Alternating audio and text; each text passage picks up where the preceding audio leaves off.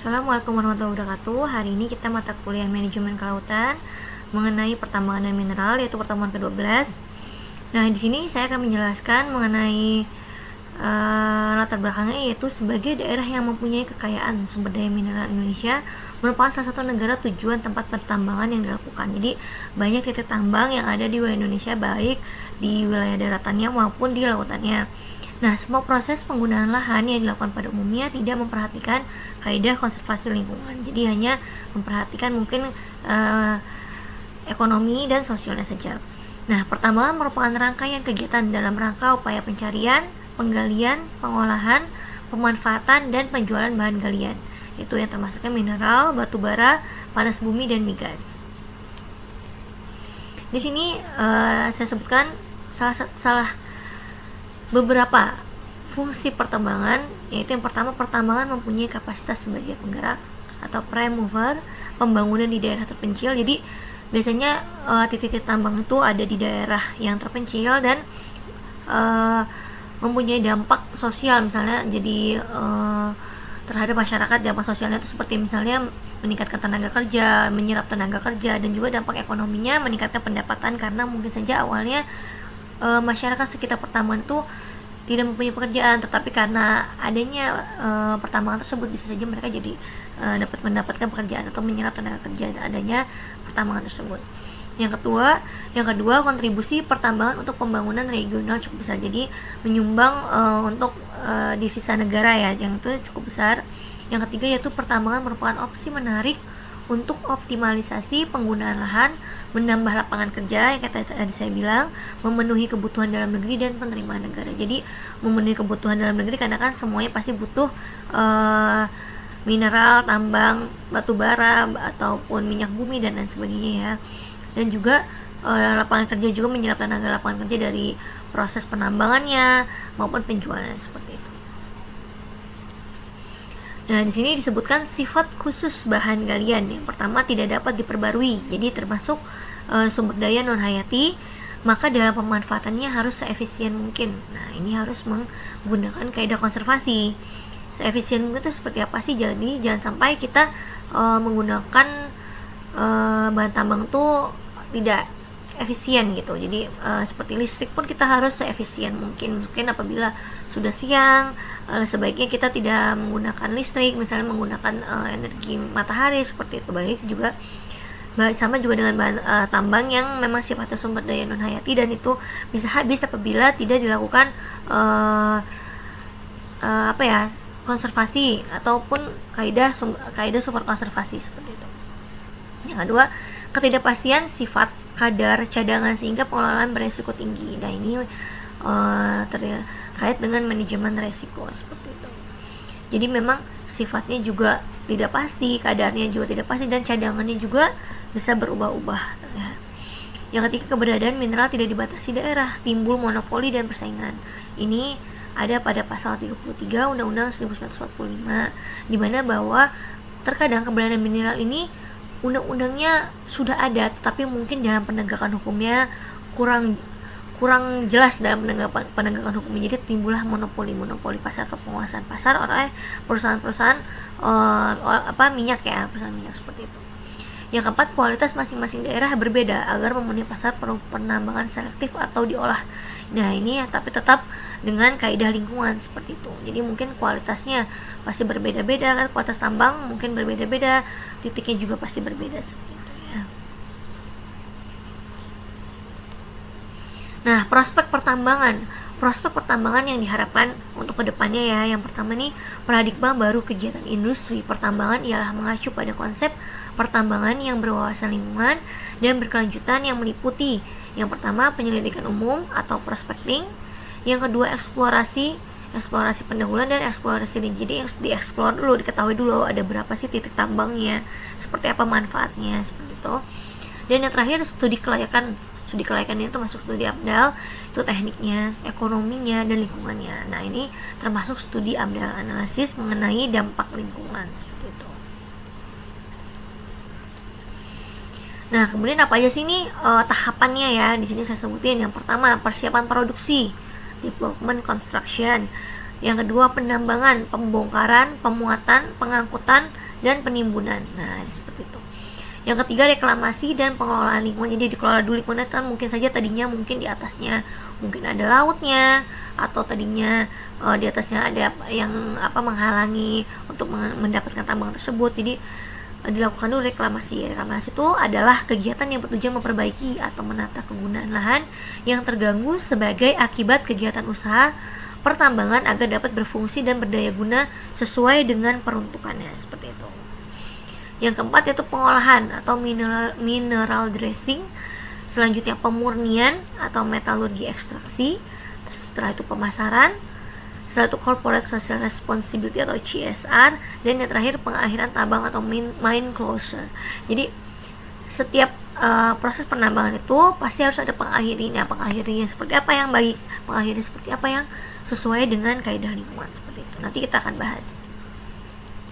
Nah, ini sebagai contoh ya, pengelolaan sumber daya mineral dan batu bara. Yang pertama, total penerimaan negara dari pajak. Contohnya nih ya, total penerimaan negara dari pajak dan bukan pajak untuk mineral batu bara pada tahun 2011 yaitu sekitar 7 triliun, pada tahun 2014 yaitu 8,09 triliun rupiah, dan tahun 2015 yaitu sekitar 17,6 triliun. Jadi ini meningkat dong ya kan, dari 2011 yaitu 7 triliun, 2014 8 triliun, dan yang terakhir 2015 ini datanya 17,6 triliun ya. Jadi ini meningkat. Total penerimaan ini bagus ya, meningkat berarti kan mungkin sumber daya mineralnya masih banyak, seperti itu. Nah, poin yang kedua, tahun 2010 kebutuhan batu bara untuk listrik yaitu 80 juta ton, sedang untuk energi mix sekitar 115 juta ton. Tahun 2015 yaitu 150 juta ton, dan tahun 2025 diperkirakan naik sebesar 32,7%. Nah, ini semoga saja benar, karena itu harus dengan kaidah lingkungan agar berkelanjutan, seperti itu. Selanjutnya, mineral dan batu bara. Nah, mineral batu bara ini yang pertama penyedia bahan baku dan energi industri dalam negeri khususnya ya. Yang kedua, penyedia komoditi ekspor, sumber devisa negara karena memang itu penghasilannya yang cukup besar. Yang ketiga, penggerak mula pengembangan wilayah. Mungkin tadinya wilayah tersebut adalah wilayah terpencil, tetapi mungkin saja karena adanya banyak titik tambang, jadi mungkin saja wilayah tersebut bisa maju karena ada titik tambang tersebut. Menyerap tenaga kerja, atasnya tadi dari dampak sosialnya itu menyerap tenaga kerja. Yang terakhir, memberikan efek ganda pada pembangunan sektor lain, jadi multiplier effect. Jadi bisa aja dengan adanya tempat tambang ini menyebabkan tadinya daerah terpencil ini maju, kemudian banyaknya tenaga kerja, baik tenaga kerja di daerah tersebut ataupun mungkin tenaga kerja dari daerah lain. Nah, kemudian harus pastinya ada sektor lain. Misalnya awalnya mungkin tidak ada minimarket, jadi ada minimarket karena banyaknya kegiatan yang ada di situ, atau mungkin misalnya tadinya tidak ada pemukiman penduduk, jadi ada pemukiman penduduk karena adanya usaha pertama tersebut menimbulkan memberikan efek ganda atau multiplier effect bagi sektor-sektor lainnya. Jadi ini ke arah positif ya. Jadi multiplier effect tuh ada dua manfaatnya, yaitu negatif dan positif. Jadi kalau positifnya apa, negatifnya apa? Jadi efek bergandanya tuh banyak. Misalnya mungkin aja nih awalnya efek bergandanya yang mengarah positif itu penyerapan tenaga kerja, memberikan kemajuan untuk sektor lain, terus juga menghidupkan sektor tersebut. Nah, bisa saja efek negatifnya itu misalnya terjadinya kerusakan lingkungan. Nah, ini kita akan bahas lagi di slide berikutnya. Nah, selanjutnya ini proses penambangan. Nah, proses penambangan ini dari atas ya ini ya. Eksplorasi tambang, terus metode tambangan ini cadangan dangkal atau cadangan dalam. Jadi tergantung di mana titik tambangnya, masih di wilayah dangkal ataupun di dalam. Tambangan GP, pembersihan kawasan. Jadi mungkin ini di atasnya tadinya ada rumput, atau misalnya ada pokoknya ada tanaman atau benda-benda yang menghalangi dalam proses penambangan tersebut. Terus bagaimana pembuangan tanah penutupnya, jadi dibuang dulu tanahnya, baru dilakukan proses penambangan, seperti itu. Nah, yang kedua cadangan dalam, kapal keruk. Nah, pembersihan lahan kawasan juga sama ini ya, prosesnya sama, kurang lebih sama cadangan dangkal dan cadangan dalam. Terus yang keempat pembuangan tanah penutup sama, dan yang terakhir baru dilakukan penambangan. Setelah itu baru finish, smelter, dan ingot. Dan sini saya catat beberapa definisinya agar kalian lebih mengerti. Nah, ini cadangan dangkal adalah Dan di sini saya ingin menjelaskan definisinya ya dari proses penambangan. Jadi ada cadangan dangkal, tidak dalamnya suatu endapan minyak bumi, jadi mungkin masih ada di wilayah permukaan. Yang kedua, cadangan dalam, dalamnya suatu endapan minyak bumi, jadi mungkin sudah di dasar ya, jadi udah lebih dalam. Nah, secara garis besar metode penambangan dikelompokkan menjadi 3, yaitu tambang terbuka, tambang dalam, dan tambang bawah air. Jadi kan ada yang di permukaan, ada yang di dasar, itu di misalnya daratan, ada juga yang di bawah air ya. Jadi banyak yang 70% justru di laut seperti itu. Nah, ini kalian bisa baca-baca ya di sini. Saya sudah berikan penjelasannya. Terus di sini ada penjelasannya, di sini kan ada tinish di sini. Nih tinish itu ternyata timah. Smelter itu merupakan bagian dari proses produksi mineral yang ditambang dari alam. Ingot adalah logam cair yang dicetak dalam bentuk tertentu. Nah, ini ya. Nah, ini bisa kalian baca-baca dari definisi yang sudah saya rangkum seperti itu. Nah, selanjutnya ini operasi penambangan. Operasi penambangan terdiri dari apa aja nih? Pengumpulan topsoil, stripping, tambang semprot, jig plant, kapal keruk darat, dan palong. Nah, ini ada penjelasannya di sini ya. Bisa dibaca juga di sini. Kalian bisa baca sendiri ya. Surface ini ya. Jadi nah, lanjut. Profil lahan bekas tambang. Nah, ini lahan darat, gambarannya seperti ini. Dan lahan lautan, namanya lahan kolong, itu seperti ini. Nah, itu biasanya memang profil lahan bekas tambang ini kalau tidak memenuhi kaidah lingkungan atau analisis mengenai dampak lingkungan atau AMDAL, itu pasti ada dampaknya, yaitu yang pertama disebutkan miskin unsur hara, sifat air tanah asam pH 4-5, mikrobiologi rendah, dan vegetasi bisa homogen. Kenapa? Karena mungkin tidak subur lagi lahannya, jadi miskin unsur hara, dan juga tidak ada vegetasi homogen, jadi tidak ada tumbuhan yang bisa ditanam di situ karena mungkin sudah miskin unsur hara seperti itu, dan sifat asam pH-nya juga sudah rendah 4-5 seperti itu. Nah, ini menurut penelitian dan pengembangan. Lahan kolong nih di sini saya definisikan catatannya adalah lahan bekas tambang bisa untuk budidaya wisata air. Kondisi lahan eks tambang ini merupakan saling limbah, kolong, rawa, dan vegetasi dengan topografi lahan yang belum stabil seperti itu. Nah, ini profil lahan bekas tambang ya. Lahan tambang, nah ini dinamakan kolong, jadi kayak bolong karena sudah dilakukan proses penambangan. Lahan pertama terbuka menghasilkan kolong-kolong tanah yang sangat dalam seperti itu. Nah, ini apabila tidak memperhatikan kaidah lingkungan, kalian bisa lihat di sini digambar bahwa kerusakan tanah akibat tambang. Bahan bekas tambang inkonvensional tak saja merusak lingkungan karena mengikis lapisan tanah, karena sangat mengikis lapisan tanah dalam prosesnya. Tetapi saat kemarau datang, tanah bekas tambang itu pun retak karena miskin unsur hara dan mungkin pH-nya juga sudah rendah, jadi tidak subur seperti itu. Nah, ini beberapa kerusakan akibat tambang. Yang pertama, dampak dari operasi penambangan adalah penurunan sifat fisik dan kimia tanah, perubahan topografi lahan, hilangnya vegetasi alami, berkurangnya habitat satwa liar karena sudah tidak subur ya. Jadi kalau tidak subur pasti satwa liar juga mungkin tidak suka menempati daerah tersebut karena kan mereka makan dari hasil tumbuhan yang ada di sana seperti itu. Poin kedua, kegiatan penambangan menyebabkan terjadinya kerusakan ekosistem yang besar. Padahal gangguan logam berat pada lahan dapat mengubah secara mendasar masyarakat, tumbuhan, sifat fisik, kimia, serta biologi tanah. Nah, oleh karena itu sangat penting memperhatikan kaidah lingkungan karena dampaknya sangat besar seperti itu. Dan poin ketiga, sisa bekas galian tambang menjadi lahan yang sangat tidak subur, bahkan diduga mengandung unsur logam seperti merkuri yang berbahaya bagi pertumbuhan tanaman. Nah, itu dia ya.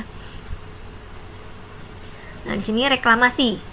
Reklamasi definisinya adalah sebagai usaha untuk memperbaiki atau memulihkan kembali lahan yang rusak sebagai akibat kegiatan usaha pertambangan agar dapat berfungsi secara optimal sesuai dengan kemampuannya, yaitu menurut Direktorat Jenderal Rehabilitasi Hutan dan Lahan Departemen Kehutanan tahun 97. Nah, apa aja sih ruang lingkup reklamasi? Ruang lingkup reklamasi meliputi pemulihan lahan bekas tambang. Jadi dilakukan reklamasi agar lahan tambang tersebut bisa pulih dan bisa dimanfaatkan lagi sesuai dengan peruntukannya yang lebih bermanfaat dari sisi ekonomi, lingkungan, ataupun sosial seperti itu. Yang kedua, mempersiapkan lahan bekas tambang yang sudah diperbaiki ekologinya untuk pemanfaatan selanjutnya. Jadi setelah dipulihkan, baru dipersiapkan lagi lahan tersebut bisa digunakan untuk apa, dimanfaatkan lagi untuk apa, seperti itu. Dan yang terakhir, sasaran akhir dari reklamasi tersebut adalah terciptanya lahan bekas tambang yang kondisinya aman, stabil, tidak mudah tererosi, sehingga dapat dimanfaatkan kembali sesuai dengan peruntukannya. Nah, ini menurut Direktur Jenderal Batubara Panas Bumi Departemen ESDM ya, tahun 2006. Nah, ini penimbunan lahan kembali ya, bekas galian. Nah, kolong bekas galian tambang ditutup kembali dengan tanah. Jadi kan awalnya kan emang ada tanahnya. Setelah itu, setelah dilakukan penambangan bolong tadi, sesuai tadi gambar yang saya jelaskan. Nah, ini setelah itu ditimbun lagi agar untuk reklamasi lagi agar bisa dimanfaatkan kembali seperti dulu kala, ataupun bisa dimanfaatkan lagi untuk lahan lainnya. Nah, ini kolong bekas galian tambang ini ditutup kembali dengan tanah dan batuan agar kembali ke bentuk awalnya. Penutupan kembali dilakukan agar kondisi lahan mendekati seperti keadaan semula dan mengurangi kerusakan lingkungan yang lebih lanjut. Nah, tadi kan saya udah sebutin yang slide sebelumnya bahwa banyak beberapa kerusakan lingkungan yang mengakibatkan dari tambang apabila tidak direklamasi lahannya, seperti itu. Nah, setelah sudah ditimbun, diperbaiki lagi lahannya, ekologisnya, agar unsur haranya mungkin lebih bagus, dan juga agar tanahnya lebih subur lagi. Nah, ini baru reklamasi di lahan bekas tambang ya.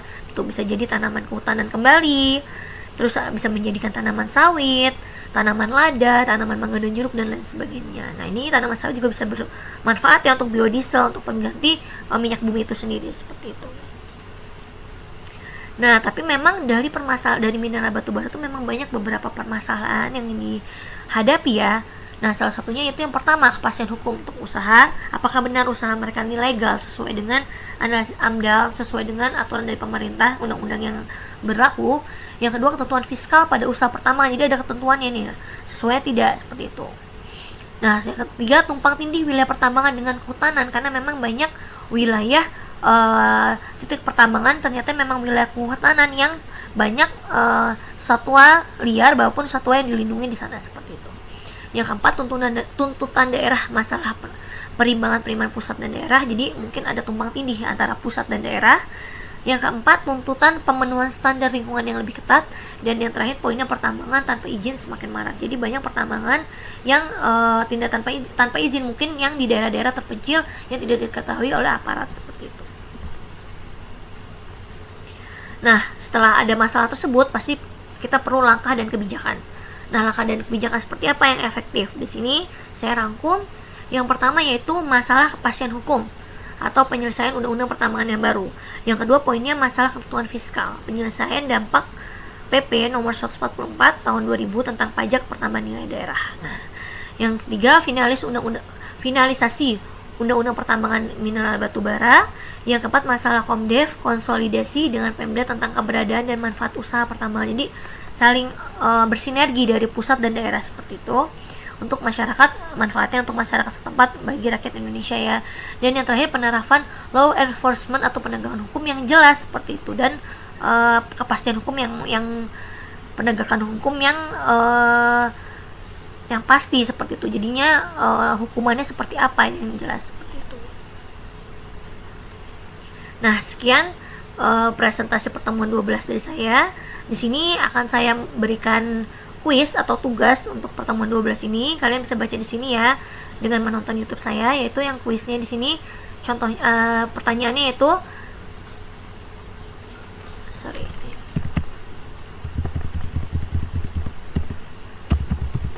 kirim ke aplikasi Edmodo di kolom komentar yang postingannya